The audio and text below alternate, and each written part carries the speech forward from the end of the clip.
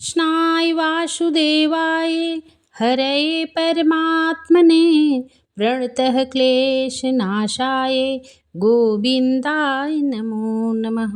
हरे कृष्णा। कैसे हैं आप सब? आइए सुनते हैं चैत्र मास के कृष्ण पक्ष में पड़ने वाली पाप मोचनी एकादशी व्रत की कथा। महाराज युधिष्ठिर ने भगवान श्री कृष्ण से कहा, हे भगवान, आपके श्रीमुख से इन पवित्र कथाओं को सुनकर मैं कृतकृत्य हो गया, परंतु मेरी अभिलाषा घटी नहीं वरन बढ़ती ही जा रही है। उसी के वशीभूत को मैं आपसे पुनः प्रार्थना करने की धृष्टता करके आगे कथा सुनने की अभिलाषा रखता हूँ। अब आप कृपा करके चैत्र कृष्ण एकादशी व्रत की विधि एवं महात्म्य वर्णन कर मुझे कृतार्थ कीजिए। पांडुनंदन के ऐसे वचन सुन भगवान श्री कृष्ण बोले, राजन, यही प्रश्न एक बार महाराज मानधाता ने महर्षि लोमस जी से किया था।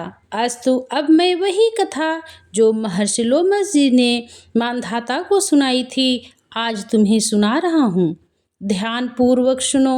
हे राजन, चैत्र कृष्ण एकादशी का नाम पाप मोचनी एकादशी है। इस एकादशी का व्रत करने से मनुष्य पिशाचत्व से मुक्त हो जाते हैं। अब मैं तुम्हें इसका एक प्राचीन इतिहास सुनाता हूँ, ध्यान से सुनो। चैत्र रथवन में जहाँ पर पहले अप्सराएं निवास करती थीं और जहाँ पर सदैव ही वसंत विराजमान रहता था, नाना प्रकार के पुष्प खिलते थे और नाना प्रकार के पक्षी कलरव किया करते थे। इंद्रादि देवताओं का वह क्रीड़ा स्थल था और किन्नर वहाँ पर विहार करते थे। उसी सुंदर और रमणीक स्थान में महर्षि मेधावी तपस्या कर रहे थे। एक दिन मंजुघोषा नाम की एक गंधर्व कन्या ने वहां जाकर मेधावी मुनि का अवलोकन किया और उनको देखकर उन पर आसक्त हो गई। यद्यपि अपने मन को बहुत समझाया मगर वह नहीं माना। तब हाथ में सितार ले उनके आसपास बैठ अपनी वीणा विंदी कोकिल कंठ के मधुर गान कर उनको मोहित करने का जाल फैलाया। उसको वहां उपस्थित देखकर भगवान शंकर के प्राचीन शत्रु कामदेव शिव भक्त मेधावी मुनि को पराजित करने में तुल गया। अप्सरा की भवों को कमान, कटाक्ष को प्रत्यंचा, नेत्रों को बाण बनाकर मंजुघोषा को उसका सेनापति बना दिया और आन बान और शान के साथ मुनि पर चढ़ाई कर दी। मेधावी ऋषि युवा स्वरूपवान और तेजवान व्यक्ति थे। उनको देखकर स्त्रियां अनायास ही उनकी ओर आकर्षित हो जाती थीं। कामदेव की सेनापति मंजुघोषा ने मुनि के सम्मुख समीप ही बैठ मधुर गान आरंभ किया। स्वर लहरी की सुरीली तान से ऋषि का ध्यान भंग हो गया और मंजुघोषा पर दृष्टि पड़ते ही उस पर मोहित हो गए। मुनि को अपनी ओर आकर्षित देख मंजुघोषा अपनी समस्त वीणाएं एकत्रित कर उनके पास गईं।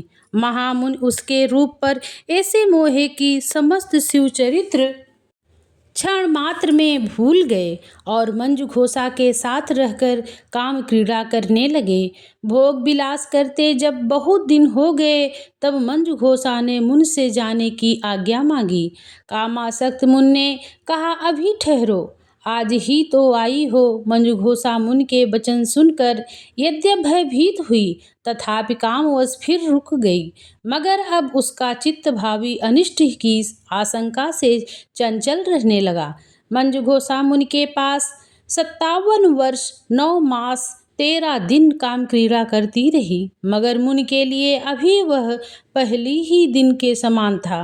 एक दिन मंजुघोषा के आज्ञा मांगने पर मुनि ने वही प्राचीन पाठ दोहराया। तब उसने भयभीत होते हुए किंचित मुस्कुराकर कहा, प्रभु, कितनी समस्याएं आईं और गईं मगर आपको अभी एक ही दिन हुआ। मंजुघोषा के ऐसे वचन सुनकर मुनि की मोह निद्रा भंग हुई और उन्होंने ध्यान करके अपने चरित्र को देखा। रहस्य जानकर मुनि अत्यंत क्रोधित हुए और कहने लगे, दुष्टे, तुम्हें बार बार धिक्कार है। तूने मेरी अब तक की सारी आराधना नष्ट कर दी, अतः तुम पिशाचिनी हो जाओ। मुनि के शाप से मंजुघोषा पिशाचिनी हो गई और मुनि के चरणों पर गिरकर कहा, प्रभु, मैं निरपराधिनी हूँ, मेरा क्या दोष है? आपने मुझे व्यर्थ ही शाप दिया है, अतएव अब हो ना हो जो हो चुका, अब कृपा कर शाप मोचन का उपाय कहिए। मंजुघोषा की ऐसी दीन बाणी सुन मुन का क्रोध नष्ट हो गया। तब उन्होंने कहा, जाओ चैत्र कृष्ण एकादशी का व्रत करो, तुम्हारा पाप नष्ट हो जाएगा। ऐसा कह वह अपने पिता च्यवन के पास गए। च्यवन ने इन्हें देख आश्चर्य करते हुए पूछा, तुमने कौन सा असत् कार्य किया है जिससे तुम्हारा तेज और पुण्य नष्ट हो गया है? मेधावी ऋषि ने पिता को सारा हाल बता दिया और कहा, पिताश्री, पाप मुक्त होने का उपाय बताइए। पुत्र के ऐसे पूछने पर च्यवन ने भी पुत्र को वही सलाह दी जो उन्होंने मंजुघोषा को दी थी। अस्तु, मेधावी ऋषि और मंजुघोषा दोनों ने पाप मोचनी एकादशी का व्रत कर अपने अपने पापों को नष्ट किया। पाप मोचनी एकादशी का यह प्रभाव है कि व्रत करने वाले के पाप नष्ट हो जाएं। इस कथा के कहने एवं सुनने से हजारों गांव दान का फल होता है। ब्रह्म हत्या, स्वर्ण चुराने का पाप, शराब पीने का पाप, गुरु पत्नी गमन का पाप एवं संसार के समस्त पापों को यह पाप मोचनी एकादशी नष्ट कर देती है।